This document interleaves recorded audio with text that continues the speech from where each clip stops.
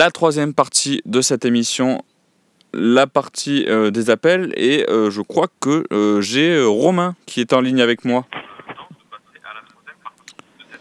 Est-ce que tu m'entends, Romain? Alors, pour l'instant, je n'entends pas Romain, peut-être qu'il est actuellement en ligne pendant ce temps. Est-ce que tu m'entends, Romain? La partie des appels et... Ah, alors Romain, si tu peux éviter de mettre l'émission en retour, parce que du coup on s'entend en retour, c'est un peu gênant. Est-ce que tu m'entends? Allô, allô? Oui. Oui, Romain. Allô? Allô, est-ce que tu m'entends? Donc bon, alors je crois qu'on va prendre une autre personne. Alors oui, on dit que ça résonne. De toute façon, on sait que Marine est là pour gérer de main de maître vos appels, donc ne vous inquiétez pas. Vous pourrez passer dans cette émission. Petit problème avec Romain de connexion. Mais ne vous inquiétez pas, on va pouvoir prendre vos appels. Alors je vais essayer de prendre quelques questions pour justement... Alors on me parle de Mario Stroikens. Est-ce que j'ai un avis? Alors pour le coup, je ne connais à 793, je ne connais pas le joueur, donc je peux pas parler de ce profil-là. Mais je sais que tout à l'heure, Nico Amskas me demandait quel joueur en défense centrale notamment je souhaiterais voir à l'Olympique de Marseille. Moi j'aimerais beaucoup voir Alexandro, le défenseur de Lille, alors qui est bien sûr, je pense, hors de prix, sachant que Lille ne va pas le vendre à un concurrent direct. Mais c'est un joueur que j'apprécie beaucoup.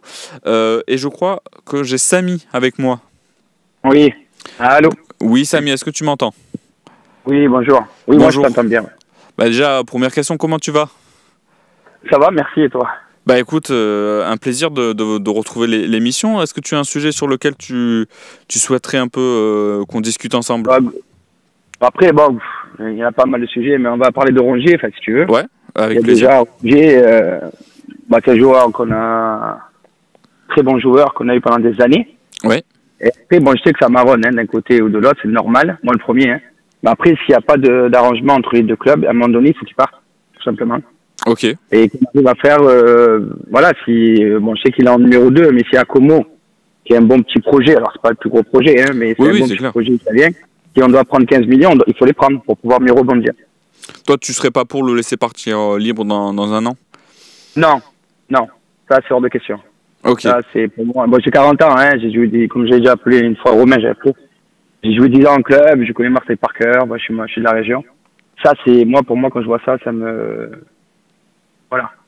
ça me dégoûte, mais bon voilà, ça me tue quand je vois des joueurs partir gratuits, c'est pas possible.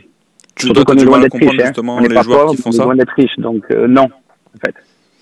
Et est-ce que toi, tu serais prêt à tout pour prolonger Rongier? C'est un joueur qui a prouvé à l'OM qu'il avait la mentalité pour évoluer dans ce club. Est-ce que toi, tu souhaites absolument qu'il prolonge ou pas forcément?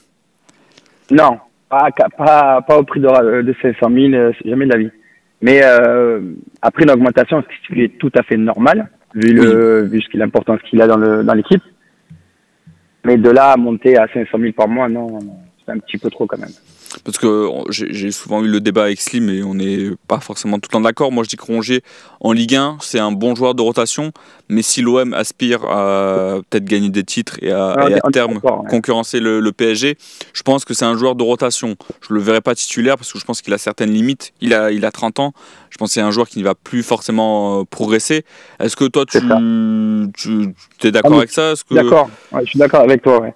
Je suis d'accord avec toi sur le fait déjà que la marge de progression, elle est faite. Bon, c'est un bon joueur, encore une fois, il faut le répéter. C'est une grande qualité. Mais bon, on va dire, attaquer le PSG, peut-être pas, parce qu'ils sont tellement hauts avec leurs milliards. Oui, bien mais sûr. Au moins, être tous les ans en Ligue des Champions, il faut être deuxième, maximum troisième, tous les ans. Alors, il peut y avoir des erreurs, ça arrive une année, ça peut passer à côté, mais quasiment tous les ans, il faut être dans le top 2, voire top 3 si on veut évoluer. Il n'y a que cette façon-là, vu notre manne financière, on va dire, puisque c'est, voilà. Et non, malheureusement, non. Pas pour moi. Rongier, pour moi, il a fait son tour, quoi. Pour moi. Et donc toi, tu souhaiterais le vendre pour quel montant? On sait que, comme on le disait, Comme est intéressé par son profil. Toi, tu souhaiterais le... 15. Pardon, j'ai pas entendu. 15. 15, ok. Ça va? 15 millions, oui, ça serait cohérent. C'est un joueur quand même qui a une certaine expérience et qui a un certain niveau. Donc ça serait pas hallucinant de le voir partir contre 15 millions d'euros. Mais est-ce que du coup, tu serais inquiet parce qu'au final, au milieu de terrain, on sait que le dossier Bennacer traîne un peu. Rongier donc, est annoncé un peu sur le départ. Est-ce que toi, tu serais inquiet dans ce domaine-là où les joueurs sont pour l'instant... il manque un peu d'éléments à ce poste-là. Moi, j'ai un joueur en tête, ça fait longtemps que je le dis, mais bon, ouais. il y a Koné de la Roma. Ok, Manu Il a 3 poumons, moi. Hein. C'est un gars qui fait que courir, hein, je vois ses matchs, voilà, il est partout. Il fait quelques fautes, ça arrive, c'est normal en récupération. Mais voilà, Koné de la Roma pour le remplacer, et si tu prends 15, et derrière tu le tapoches le reste, je ne sais pas combien Koné peut être vendu, mais ça sera pas non plus à 30 millions non plus. Hein. Je pense entre 15 et 20 millions, on va dire. Le Koné de la Roma, on pourrait l'avoir. Alors, pour le coup, c'est un joueur qui est titulaire à Roma, en plus qui est maintenant international français. Donc peut-être que la Roma, justement, va essayer en cas de peut-être d'offre de l'OM, pourrait demander un prix qui, je pense, serait un peu trop cher. Je pense que ça serait comme... Alors, tu crées je pense que ça serait 30 à 40 millions, peut-être pas, mais je pense que ça serait 30 millions. C'est quand même un jeune joueur qui est titulaire à la Roma, qui, comme je l'ai dit, international français. Donc il est, alors sur Transfermarkt, c'est pas forcément toujours se référencer à ce site, oui, mais bon, c'est au moins une estimation. Il estime, eux, à 40 millions d'euros. Ouais, c'est beaucoup quand même. Et il a en fin de contrat donc en juin 2029, donc il lui reste encore 4 ans. Ça serait je suis d'accord, le profil est... C'est quand même le profil, voilà, je vais te dire, ça reste quand même le profil qu'on a besoin. Quand tu remplaces un Rongier, c'est un Koné, parce que Koné, c'est un peu un Rongier en puissance, quoi. C'est ça, bien sûr. Dans le même registre, quoi. Ouais, un milieu box-to-box est capable aussi d'apporter, de se projeter. Ouais, je suis d'accord avec toi, il nous faut parce qu'on a Rabiot qui est capable de faire ça, mais c'est aussi bien d'avoir un profil comme celui-ci et peut-être un peu plus technique que Rongier, alors sans dire que... Un peu technique offensivement, parce qu'il est technique quand même, mais offensivement, il manque cette petite touche en plus, c'est normal, parce que c'est pas ton domaine. Qui est capable de marquer plus de buts, on est d'accord. Donc tu m'as dit un truc aussi tout à l'heure, excusez-moi, tu m'as dit un truc aussi tout à l'heure, tu m'as dit après on veut passer un step. D'accord, chaque année, juste on termine deuxième, on est censé être dans le top 3 l'année prochaine. Donc si on veut évoluer, à un moment donné, je sais qu'on n'est pas riche, hein, on n'est pas pauvre non plus encore une fois, mais on n'est pas ultra riche. Il faut quand même aller chercher des joueurs de calibre Ligue des Champions. Alors comme les Romains et compagnie, ça ne va pas dire qu'est-ce que c'est un joueur Ligue des Champions, ben Koné, c'est un joueur Ligue des Champions. Rabiot, c'est un joueur Ligue des Champions. Et je peux continuer comme ça encore longtemps, il y en a beaucoup. Oui, c'est clair. Il y en a pas mal. Voilà. Mais si on veut évoluer, à un moment donné, alors franchement, pour moi, si on peut parler de la direction, Bennacer, il est venu grâce à sa qualité, sa carrière en tout ça, c'est un joueur exceptionnel, de haut niveau, surtout au Bayern, etc. Grâce à son carnet d'adresse aussi, il a stabilisé la direction. Parce que Pablo, il faisait tout. Il avait beaucoup de qualité, il a toujours autant. Mais il faisait un peu tout. Quand on fait tout, à la fin, on se perd un peu, oui. C'est chacun son rôle, et ça se voit qu'on a gagné en stabilité dans la direction. Donc, tu gagnes en stabilité dans l'équipe, première. Oui, c'est clair. Et justement, avant de passer à notre auditeur, j'ai parlé de Igor Paixão dans la deuxième partie de l'émission. Toi, quel est ton avis un peu sur ce joueur, ou est-ce que, en tout cas, son profil t'intéresse? Ouais, un peu à Luis Enrique en plus fort, quoi, on va dire. Hein. C'est ça. Il percute plus quand même. Il est plus percutant que Luis Enrique. Et moi, ce que j'aimais bien, c'est Luis Enrique, qui des fois a été critiqué pour moi à tort, même s'il a fait une mauvaise saison pas bonne. Hein. Il a fait une mauvaise saison, il avait la tête ailleurs. Mais techniquement, c'était un gars propre. Voilà. Et qui était capable de faire les efforts aussi. Tu savais que les contrôles, les passes, après il avait ce petit défaut mental. Bon, pour moi, c'est mental, hein, parce qu'il a les qualités physiques, parce que c'était un bon petit taureau, hein, un bon petit bébé quand même. Clair. Il avait ce mental, dès qu'il y avait un joueur devant lui, il aurait dû percuter beaucoup plus souvent. Voilà, il avait largement les capacités. Après, il était assez restreint dans le dribble, c'est-à-dire qu'il n'avait pas c'était pas Ronaldinho, quoi. Il n'avait pas une panelle de dribble immense, mais il aurait pu beaucoup plus percuter, donc plus nous apporter et nous faire jouer plus haut. Voilà, ce que Paixão sait faire. Lui, par contre, au niveau technique, il est rapide. Luis Enrique aussi était très rapide, mais au niveau technique de dribble, pas technique de passe, mais de dribble, lui, par contre, il a une belle petite palette quand même. Hein. Il a une meilleure palette que Luis Enrique, ça c'est sûr. C'est clair. Bah écoute, merci beaucoup Samy pour ton appel. Alors c'est un plaisir, hein. C'est pas que je veux plus parler avec toi, mais je sais qu'il y a Romain qui avait essayé de nous appeler tout à l'heure qui est avec nous. Merci beaucoup pour ton appel. De rien. Merci, bonne journée. Et ben alors, le temps qu'on ait Romain en ligne, on me demande mon avis sur Weah. C'est une piste intéressante c'est vrai que j'ai pas donné mon avis, mais Titch, tu as bien fait de me relancer sur cet avis. Je vais vite en parler. Donc c'est donc l'OM, pareil comme Paixão, le joueur veut rejoindre l'Olympique de Marseille. Il sort d'une saison avec 6 buts et 5 passes décisives en 43 matchs, toutes compétitions confondues. C'est un joueur qui serait recruté pour évoluer au poste de latéral droit, je pense, ou en tout cas le joueur, comme on le disait dans le système offensif de Roberto De Zerbi, le joueur qui apporterait un peu offensivement. Et donc c'est un joueur en plus qui connaît la Ligue 1, qui est passé par Lille entre 2019 et 2023, qui a joué la Coupe d'Europe avec le club nordiste. Donc moi, le prix me paraît pas exorbitant, comme on débat souvent des montants, mais ça me paraît intéressant comme tarif, et donc je pense que c'est une bonne idée. C'est un joueur qui en plus à la Juventus connaît un peu l'exigence du haut niveau, donc justement je crois que j'ai Romain avec moi, c'est ça? Oui, salut. Est-ce que tu m'entends bien? Parfaitement. Parfait. Justement, là, je parlais un peu de la piste Timothée Weah. Est-ce que toi, tu serais partant ou... Alors, juste Romain, est-ce que tu pourrais couper l'émission parce qu'on s'entend en retour? Si c'est bon pour l'émission toi. est coupée. Allez, super. Donc ouais, je te posais la question. Est-ce que toi, tu serais pour l'arrivée de Timothée Weah à l'Olympique de Marseille? J'ai envie de dire, je fais confiance à l'équipe dirigeante, donc s'il vient, bienvenue. Mais moi, sur ce que j'ai vu à Lille ou même à la Juventus, c'est pas un profil qui m'emballe, quoi. Ok. Surtout à 15 millions.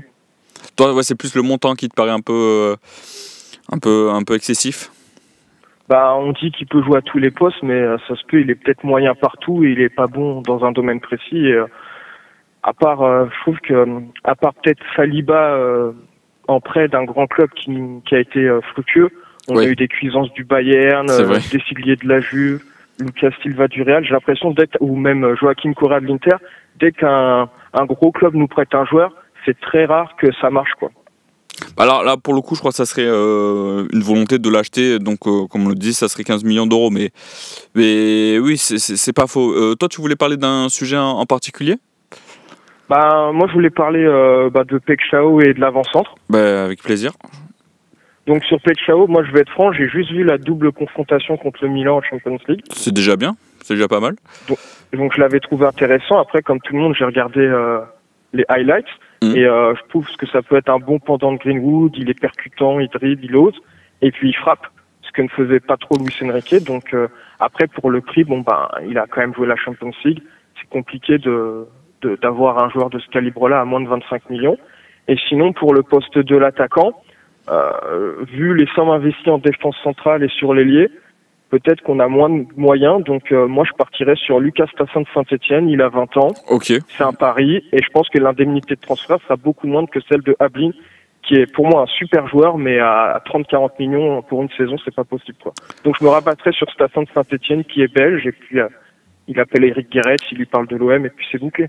Et est-ce que tu penses, parce qu'on sait que la pression à Saint-Etienne et à l'OM n'est pas forcément la même si Saint-Etienne fait partie des clubs historiques en France, est-ce que tu penses qu'il serait quand même capable de passer ce fameux step pour justement pour s'imposer à l'OM?